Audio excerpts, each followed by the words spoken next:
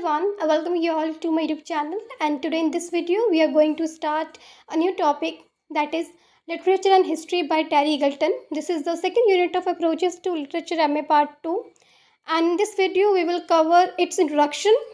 We will read about writer, his famous works, and the important terms that will come in this chapter. As well as in the further videos we will learn about previous year questions, like we will discuss previous year questions and as well as most important expected questions as well. So please watch it full and so that you can understand it well. Okay, so let's read about the writer first. Terry Eagleton is a very famous British literary theorist, critic and scholar. He was born in 1943. He is best known for making literary theory. Literary theory क्या होती है? तो literary theory is a way to analyze literature. जैसे कि हमने कभी भी किसी वर्क को एनालाइज करना है ना, तो उसको एनालाइज करने के बहुत से तरीके होते हैं, बहुत सी थ्योरीज होती हैं. हमको पता है कि लिटरेरी थ्योरी में कितनी थ्योरीज हैं, लाइक मल्टीपल थ्योरीज आते हैं, जिसमें से स्ट्रक्चरिज्म है, पोस्ट स्ट्रक्चरिज्म है, जो मॉडर्न टाइम्स की है. हिस्टोरिकल एक लिटरेरी थ्योरी है जो कहती है कि हिस्ट्री को देखो. बायोग्राफिकल है जो कहती है कि अगर लिटरेरी वर्क को एनालाइज करना है कि इसका क्या मतलब निकलता है, तो ऑथर की बायोग्राफी देखो, ऑथर के बारे में पढ़ो, फिर उसको रिलेट करके देखो वर्क के साथ, तो वो बायोग्राफिकल हो गया. ठीक है. फेमिनिस्ट लिटरेरी थ्योरी है जो कहती है कि फीमेल्स के रोल्स को देखो, उन्हें कैसे प्रेजेंट किया गया है, क्या उन्हें पावर दी गई है, क्या उन्हें पावर नहीं दी गई है, मतलब फेमिनिज्म के लेंस से देखो, वो एक लिटरेरी थ्योरी है. स्ट्रक्चरिज्म है जो कहती है कि इसके स्ट्रक्चर को देखो कि वो कैसे एनालाइज किया गया है.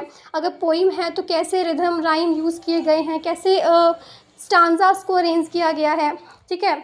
अगर पोस्ट स्ट्रक्चरिज्म है तो कहती है कि इसके मीनिंग को फाइंड करो, एक फिक्स मीनिंग लेके माइंड में मत चलो कि इसका यही मतलब निकलेगा, इवन ऐसा नहीं करना है. पोस्ट स्ट्रक्चरिज्म लिटरेरी थ्योरी कहती है कि आपने उस वर्क को रीड करना है और जितने मीनिंग आप निकाल सकते हैं उतने निकालिए, सब सही है अगर कॉन्टेक्स्ट में है तो. लिटरेरी थ्योरी क्या है? लिटरेरी थ्योरी मतलब उसमें बहुत सारी थ्योरीज हैं जो एक लेंस प्रोवाइड करती है, एक वे प्रोवाइड करती है. किस लिए? तो वर्क को एनालाइज करने के लिए, उसके एनालिसिस के लिए, वो लिटरेरी थ्योरी है. ठीक है. अब जो ये हैं टेरी ईगल्टन, इन्होंने इस लिटरेरी थ्योरी के फील्ड में अब बहुत काम किया है और इनका मेन जो कनेक्शन है किस लिटरेरी थ्योरी के साथ है, तो मार्क्सिज्म जिसे कहते हैं, मार्क्सिस्ट लिटरेरी थ्योरी के साथ है. ये मार्क्सिस्ट लिटरेरी थ्योरी क्या होती है, ये हम इसी वीडियो में आगे पढ़ेंगे. ठीक है.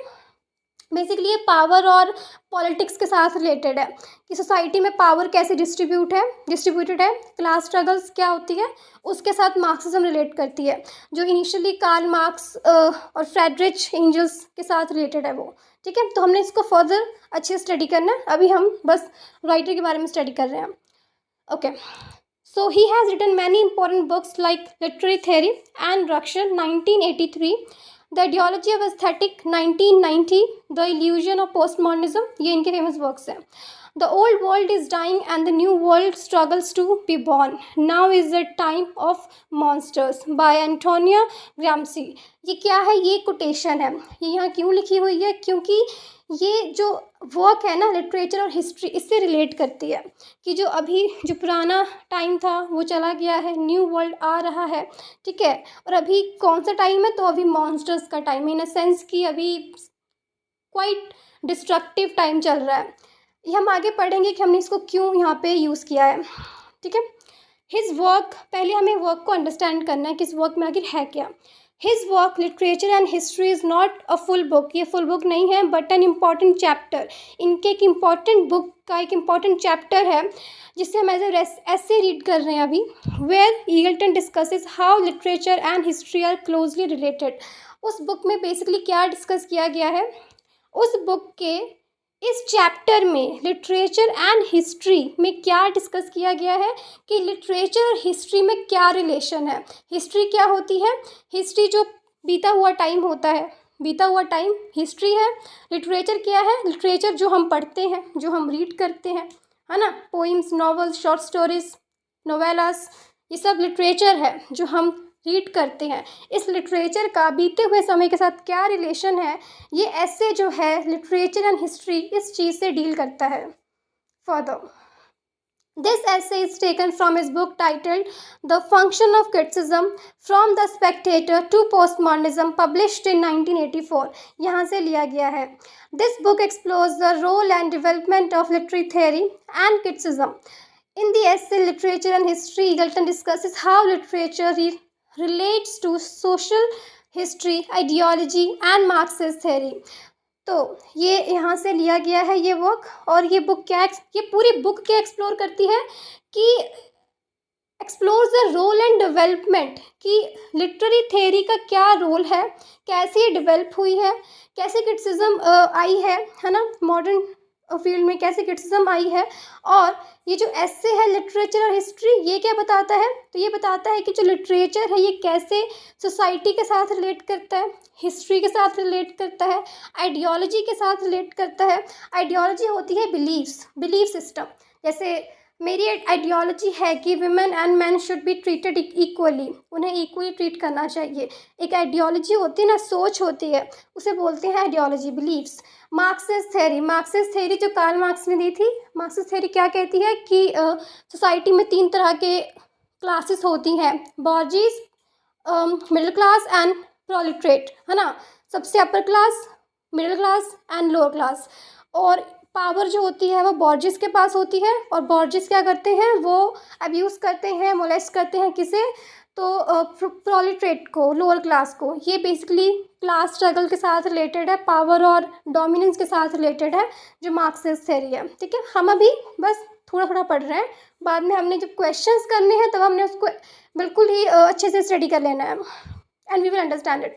Okay, key points. इस एस्से के की पॉइंट्स क्या हैं? लिटरेचर और हिस्ट्री जो एस्से है इसके की पॉइंट्स क्या हैं, अगर आपको याद रखने हो इसको याद करने के लिए. तो literature is not timeless but a product of historical movement. कि लिटरेचर वो नहीं होता कि मतलब मैंने बस कुछ लिखा है, इसका टाइम के साथ कोई रिलेशन नहीं है.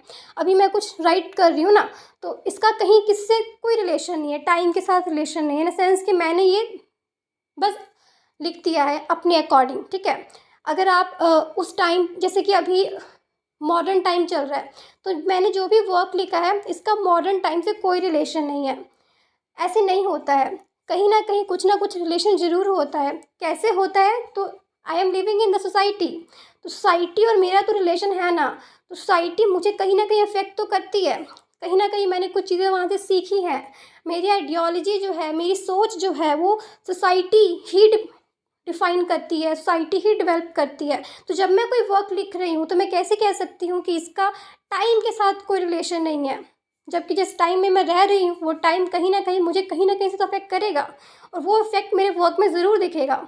तो पहला पॉइंट इसका ये है कि literature is not timeless but a product of historical moment, कि मतलब हिस्ट्री के साथ रिलेट करता है. जब भी आप कोई वर्क लिखते हैं, जब भी आप कोई वर्क पढ़ते हैं, उस वर्क का जिस भी टाइम में वो लिखा गया है उसके साथ ज़रूर रिलेशन होता है, हिस्टोरिकल प्रोडक्ट. ठीक है. Second point is writers are shaped by society. जो राइटर्स होते हैं ना, वो सोसाइटी से प्रभावित होते हैं, कि उनकी आइडियोलॉजी जो होती है कहीं ना कहीं सोसाइटी ही शेप करती है कि वो अपने वर्क में क्या लिख रहा है. वो विमेन इक्वालिटी के बारे में लिख रहा है, कि वो क्लास स्ट्रगल्स के बारे में लिख रहा है, कि वो पावर डोमिनेंस के बारे में लिख रहा है, कि वो एब्सर्ड चीज़ें लिख रहा है.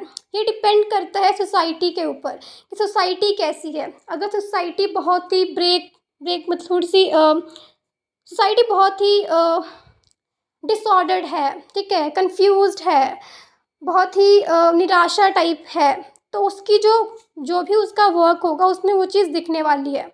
जैसे कि हम एग्ज़ाम्पल ले लेते हैं, एक पोइम की, that is love song of J Alfred Prufrock. ठीक है, उस पोइम को अगर आपने रीड किया होगा या आपने द वेस्टलैंड रीड किया है, तो आपको पता है कि वो वर्ल्ड वॉर 1 के बाद लिखी गई थी, जो द वेस्टलैंड है. तो जब वेस्टलैंड पढ़ते हो तो आपको उसमें एक निराशा टाइप दिखती है कि सब कुछ ख़त्म सा हो गया है. April is a coolest month, breeding lily का सारा dead land, breeding mixing memory and desire. मतलब कहीं ना कहीं एक नेगेटिविटी है उस पोइम में. क्यों नेगेटिविटी है उस पोइम में? क्योंकि जिस टाइम में लिखा गया था वही बहुत नेगेटिव था. वर्ल्ड वॉर हुआ था, सब और तबाही थी, है ना, डिस्ट्रक्शन थी. तो वो डिस्ट्रक्शन उसके वर्क में भी दिख रही है. तो वो चीज़ कह रहा है कि जो राइटर है ना, वो सोसाइटी से शेप होता है. जो सोसाइटी उसके ऊपर प्रभाव डालती है वो उसके वर्क में दिखता है। ओके, फर्दर ओके, ये हो गया हिस्टोरिकल मटेरियल्स, हो गया कि हिस्ट्री जो होती है वो दिखती है वर्क में। हिस्टोरिकल मटेरियल्स का मतलब ये होता है कि जो भी आप वर्क रीड कर रहे हो वो कहीं ना कहीं हिस्ट्री से रिलेटेड है, कि मतलब जिस भी टाइम में वो वर्क लिखा गया है वो उसको अफेक्ट करती है। ठीक है, आइडियोलॉजी एंड लिटरेचर, ये इंपॉर्टेंट टॉपिक है। इसके ऊपर क्वेश्चन भी आना है कि what is the relationship between ideology and literature.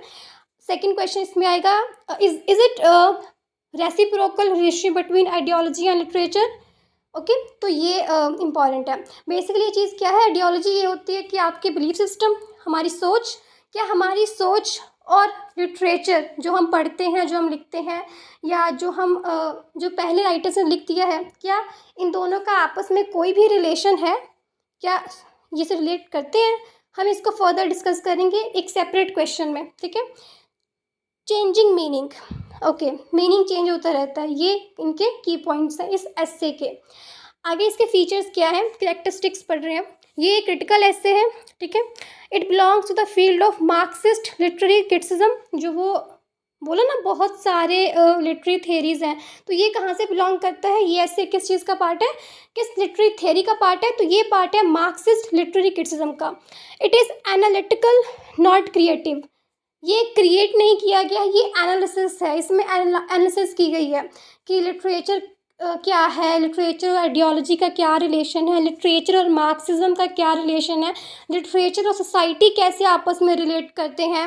मतलब ये एक एनालिसिस है, ये कोई क्रिएटिव वर्क नहीं है। Creative work in the sense कि कोई पोइट्री नहीं है, कोई नॉवल नहीं है, कोई फिक्शन नहीं है जिसे आप क्रिएट करोगे, आप इमेजिन करके लिखोगे, नहीं, ये एनालिसिस है, ये रियल थिंग्स को एनालाइज किया गया है यहाँ पे। पोइट्री क्रिएटिव वर्क है पर ये एनालिटिकल वर्क है। ठीक है, next, it connects literature, politics, economic and social theory. इस एस्से में हम क्या देखेंगे कि जो लिटरेचर है ये पॉलिटिक्स के साथ भी रिलेट हो रही है, ये इकोनॉमिक के साथ भी रिलेट, इकोनॉमिक्स यानी कि इकोनॉमी जो है उससे भी रिलेट हो रही है, और सोशल थ्योरी, सोसाइटी जो है उससे भी रिलेट हो रही है। इसमें हम इन चारों को देखेंगे कि ये आपस में कैसे रिलेट करते हैं। फर्दर द टोन इज़ आर्गुमेंटिव, इसमें आर्गूमेंट्स हैं, इसमें राइटर्स हैं वो अपने अपने आर्गूमेंट्स देते हैं। स्पेशली टैरी ईगल्टन की बात होनी है इसमें। ठीक है, उसके आर्गूमेंट्स हमने रीड करने हैं। And academic but Eagleton tries to explain different ideas in an engaging way।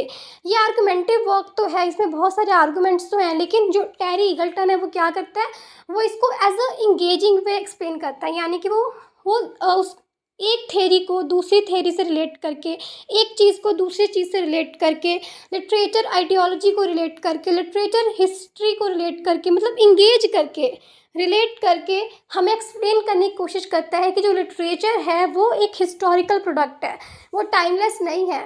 Literature में हिस्ट्री दिखती है, जिस भी टाइम में वो लिखा गया है उसमें वो चीज़ दिखती है। ठीक है, तो अभी हमने सिर्फ कीवर्ड पढ़ा है इसके बारे में। हाँ, तो ये प्रीवियस क्वेश्चंस हैं जो आए हुए हैं।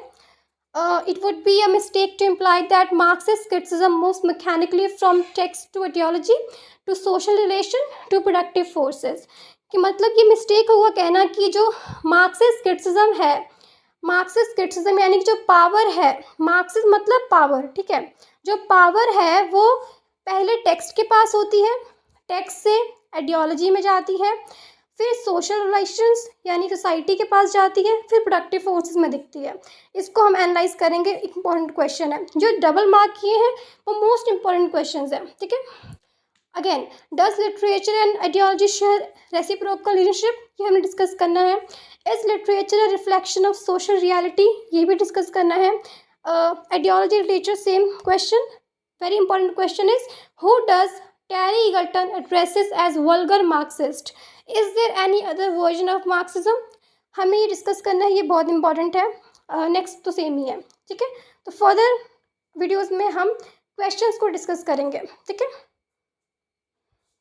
Thank you.